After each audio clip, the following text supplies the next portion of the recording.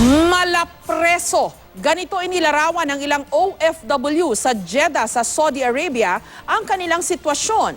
Malayong-malayo raw sa ipinangako sa kanilang maayos na trabaho at tirahan.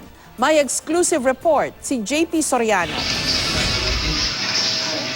Makikita sa video na ito ang ilang OFW, siksikan sa kwarto sa isang compound sa Jeddah, Saudi Arabia. Salo-salo sa kanin at noodles. Ayon kay Butchoy na kumuha ng video, malapreso ang sitwasyon nila sa gusali ng Old Bara Abu Sarhad International Recruiting Agency. Malayo raw sa ipinangako sa kanilang accommodation. Halos po sa lapag na lang po yung iba natutulog sa sobrang siksikan, sir. Halos 1,000 na po kasi tao dito na Pilipino. Yung pagkain, sir, puro noodles na lang, sir. Saka parang hindi mo na makakain, sir, eh. Kasi nga parang kaning baboy na, sir. Pangako raw kay Butchoy ng recruitment agency, sweldong nasa 1,600 riyal o katumbas ng mahigit 20,000 pesos, magandang tirahan at trabahong may kaugnayan sa kanyang pagiging graphics artist. Pero mekaniko ang naging trabaho at napakaliit daw ng sweldo.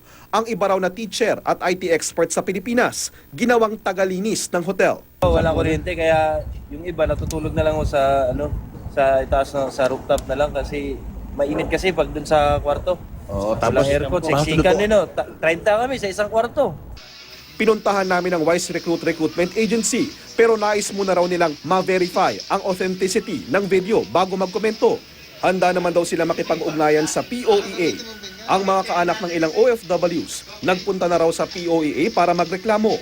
Naipaalam na raw ito ng POEA sa recruitment agency at sa Polo office sa Jeddah. Dapat po yan ay sagutin ng agency kung talagang wala silang trabaho pagdating doon, walang accommodation at yung food ay ganun po nga ang klase. So, kailangan po mag-explain ng agency. At sabi ng POEA, hindi na lang sapat na lisensyado ang mga recruitment agencies. Dapat din daw ay double-check ang mga job orders at tignan kung talagang may mga trabahong naghihintay sa mga bansang nais niyong pagtrabahuhan. JP Soriano, GMA News.